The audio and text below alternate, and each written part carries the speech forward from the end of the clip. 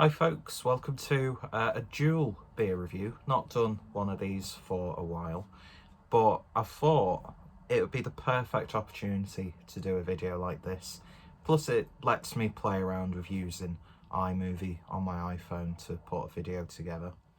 So the two beers that hopefully you saw at the start of this video, we'll all see how well edited it is, are two beers from Büro Brauerei, based in Germany, which is, and I've got the information here, designed by renowned illustrator Yeye. I think that's how you pronounce the name. I do apologise if that's not correct. All the links will be down below. Büro sets out to bring the finest examples of classic German styles into the modern craft beer era, brewed with the finest ingredients and with traditional methods. Expect well-made German styles with funky artwork and refined taste.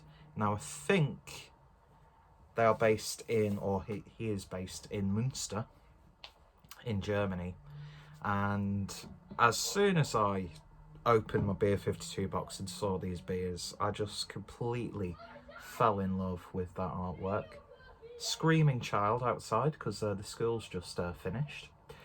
But yeah, I just love it. It's got that sort of a really old school, slight 30s animation look to it, which was of course popularised by the likes of Cuphead, which is just a visual masterpiece of a video game.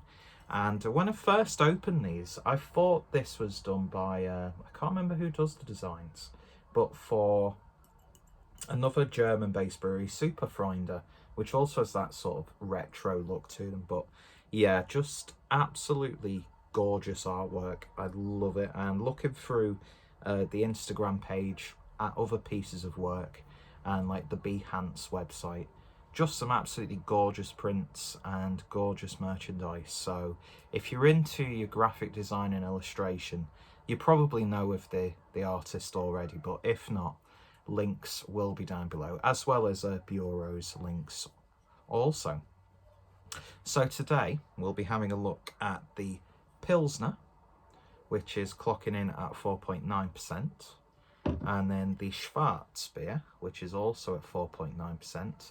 Now I think the beers are actually contract brewed. I'm not too sure which brewery does it, but I'll try and find as much information down below.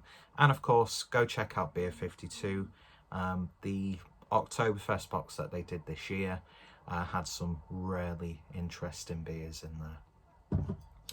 So I'm a big fan of old school German style beer, as some of you guys already know, and I'm always interested to see how contemporary German brewers, or German based brewers I should say, handle these traditional styles and what sort of take they will take on it. That being said, I'm not a big fan of when styles like this get played around with too much. It's not really a deal breaker for me because, you know, the industry itself, it thrives on creativity and taking old concepts and doing something new with them. But sometimes it can get a little bit messy, and the results can frustrate sometimes. But both these beers have been brewed under the German purity laws, so yeah, I'm really quite intrigued. And two very simple styles that are actually quite hard to brew. So I've got the only two sort of matching glasses that I have. I mean, I've got loads of little tasting ones, but I thought that's a bit too much faffing around. You're going to have to constantly fill them up.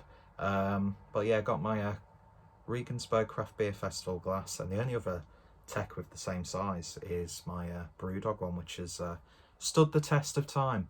As a person who's known for glasses smashing, this has definitely stood me well. And I love these sort of like old school Tekus.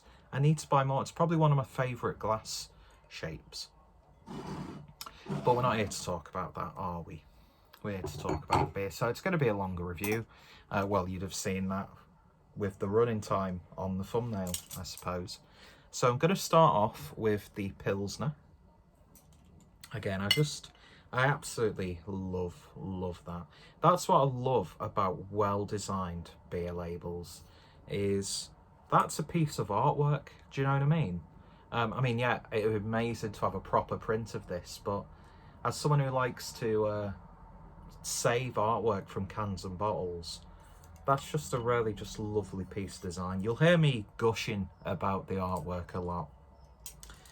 But yeah, so start off with the Pilsner. We'll use the Craft Beer Festival glass for this one.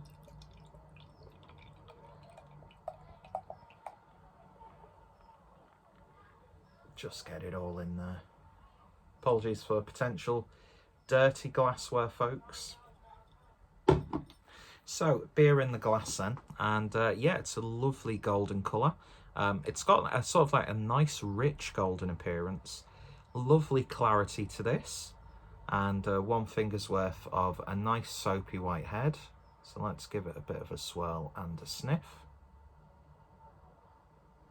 And you get those lovely slight sweet bready notes coming through.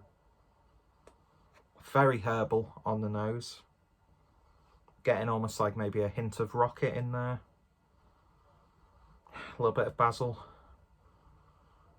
I'd even go so far as a hint of sage.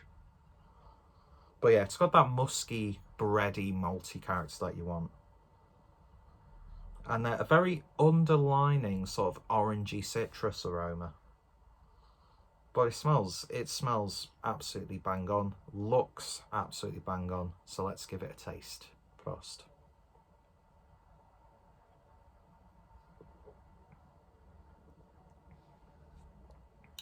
And it's an authentic tasting Pilsner.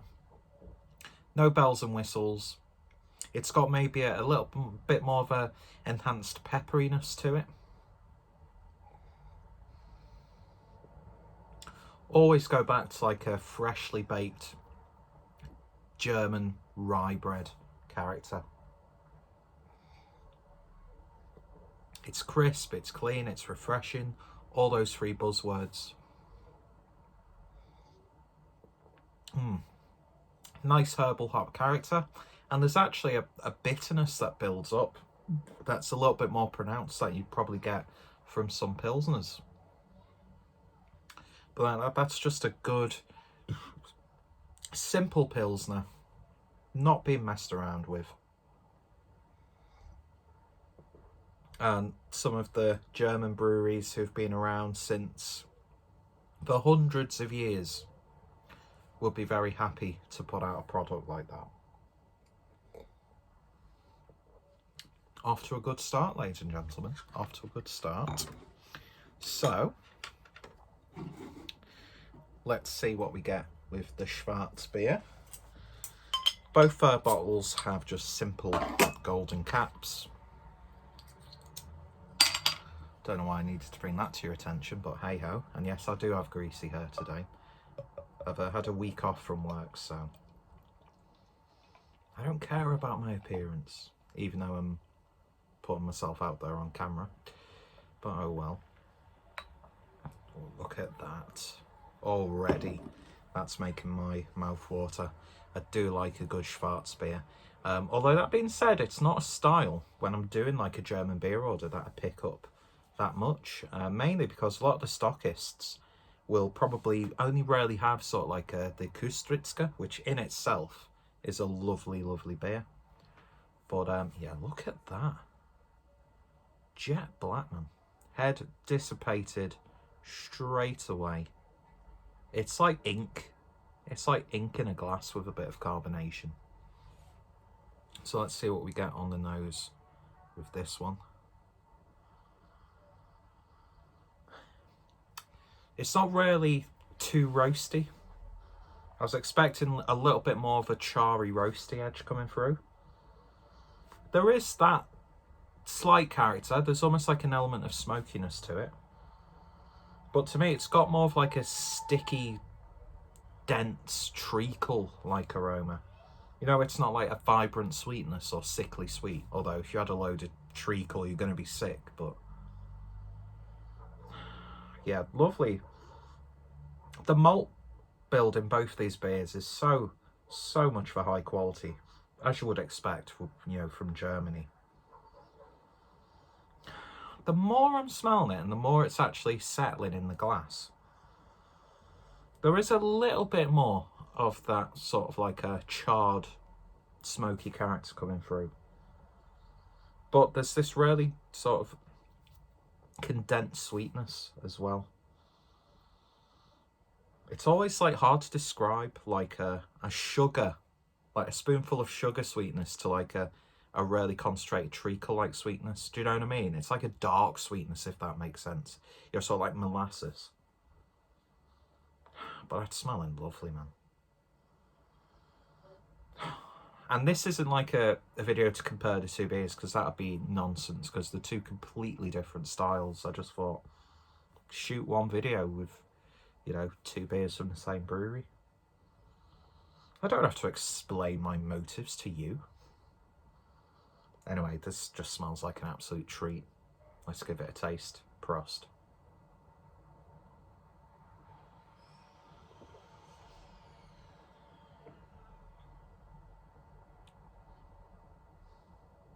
That's good.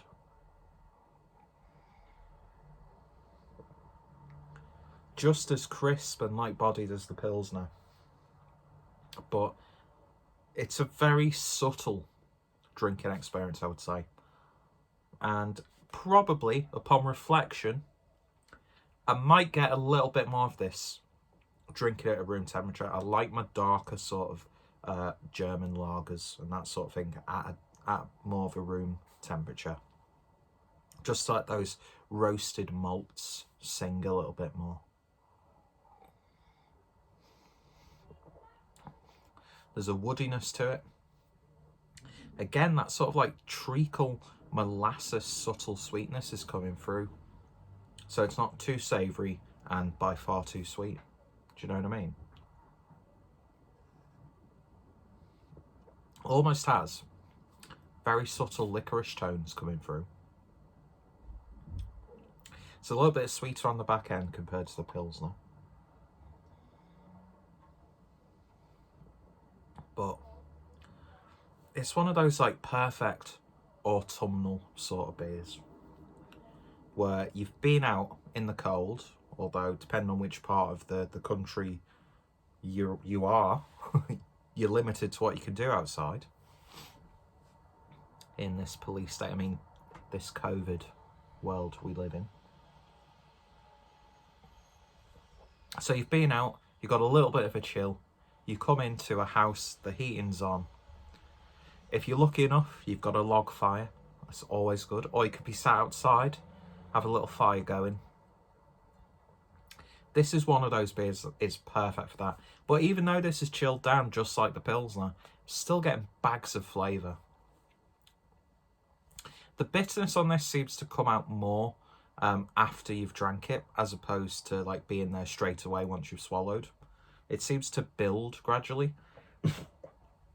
And because of those like roasted, dark, robust flavours, it's warming you up, but not in that sort of like alcohol sort of way. But no, both these beers are really, really good. I like that. That's awesome. And it's the season for those sorts of beers. But I don't drink beer by season. If I'm in the mood for an IPA, I don't care if it's sweltering hot or if I'm stark bollock naked outside in the ice cold. Don't ask. I'll have an IPA. If I want, you know, an intensely adjunct Imperial Stout at the height of July and August, I'll have one. I don't necessarily have to have it in the winter to warm myself up. I think you just get into a better mindset when you drink like that. But yeah. They're really good. They are really nice, high quality beers. And really good examples of both styles. Nice and simple, straight to the point. I don't really see sort of like a contemporary twist on either beer, but that's not a bad thing. That's not like me trying to detract from the beers themselves. They're very well brewed, lovely recipes. The use of malts in both of them is just extraordinary. And, you know, they're topped off with some of the nicest artwork that I've seen for a while. So yeah, a real treat. Probably, so far, the highlights of the German stuff I got in the Beer 52 box. And the other stuff I've had has been really good as well. A nice blend of sort of newer breweries and traditional breweries, which is always a good thing. I think you've got to find a balance. I know the Reinheitsgebot is still a widely discussed thing back in Germany. And it's great to see that although those purity laws are in place, brewers are finding ways of brewing really exciting contemporary beers. And I think there's a as they always say, there's a place for any beer. There's a place for any sort of beer drinker. I'd like to think that this industry is one of the most inclusive, because by design, you know, alcohol brings people together. And not in like a negative sort of everyone's an alcoholic way. Do you know what I mean? It's a social fuel. And we live in an age now here in the UK where there are so many laws in place where it's harder to drink with friends and family, especially in a sort of pub bar setting. So what point am I trying to make with this? Yeah, it's the old and the new coming together and producing very high quality beers. So very happy with both of those. Really good examples of each style. In terms of a rating for both, I'm going to give them both an 8 out of 10. Lovely stuff indeed. Perfect transition from light to dark. I'm not too sure what other beers Büro brew. Well, I'll definitely be looking into them. Hopefully, I've not looked at the Beer 52 web shop, even though I've got loads of points to use. So that'll do me a nice beer haul. I'm not sure if they've got any other beers from Büro on their web shop, but hopefully it gives Büro an avenue to have their beers, much like Yankee and Kraut, who Beer 52 have done a really good job in getting their beers over to the UK. It just gives the UK drinker a little bit more of a broader experience of what Germany has to offer. And as much as I adore going to breweries that have been around for years and having like really high quality traditional sort of beers, it's really good to see that if you want to, you can find good, high quality, world class, contemporary German beer. And this is what this is. So I'm very happy with those. So I'd be interested to see how they would tackle an IPA, even a wheat beer. Doppelbock, obviously. I want to try every German brewed Doppelbock in existence, because Doppelbock is love, Doppelbock is life. But yeah, as far as Pilsners and Schwarz beers goes as well. There you go. Full of puns, full of terrible humour that wouldn't even be funny in a 70s family-friendly nightclub, although comedy clubs in the 70s and pubs weren't really exactly family-friendly. I'm no Bernard Manning. Hang on, is Bernard Manning the comedian, or is Bernard Manning the one who does food products? Oh well. Anyway, back to the topic at hand. Very high quality beer. Highly recommended you check them out. Go check out Büro. Also go check out Yeye fella's artwork. Gorgeous stuff. If you're into your art, definitely check him out. Some great stuff available. And how good would that be to get some Büro merch? Love me beer merch, as you can tell. Anyway, so if you've tried any beers by Büro, let me know your thoughts, opinions down below. I think there was a wheat beer included in some boxes from Beer 52. And yeah, there's 2 more high quality German beers reviewed on the channel. After spending 4 years, well, 7 years on and off, but the last 4 years of me being there, I was just inundated with both the traditional and then the burgeoning scene, even though there have been craft brewers in Germany since, you know, early 2000s in some instances. And look at Thomas Schopper from Schopperbräu. He's been doing this stuff since 2011 and very, you know, highly regarded within the industry in Germany. And, you know, we've got breweries now obviously producing juice bombs, which is what, you know, a lot of breweries thrive off nowadays, which I'm okay with because I like a good IPA. It's probably the most, aside from lagers, it's probably the most common beer that I drink. So you've got the likes of Frau Gruber, Forstviercheck, Uberquell, Brewhart. Is it Brewhart? I think it's Brewhart. Superfreunde. Yankee und Kraut, of course. How can I forget Yankee und Kraut? Sudden Death. Just loads of great German brewers coming from, you know, a country that has probably got the best brewing tradition in the world. Anyway, waffling on, getting a little bit too overly romantic with German beer. I'm sure Paul from PA Brew News would agree. But yeah, lovely stuff indeed. So I'll put the Untapped links for both of them, as well as any sort of links related to Büro, and of course Yeye. And yeah, I'll definitely be interested in trying to pick up some more for the channel. Anyway, thank you guys for watching. Any thoughts, opinions, always greatly appreciated. And hopefully you'll join me next time for another beer review.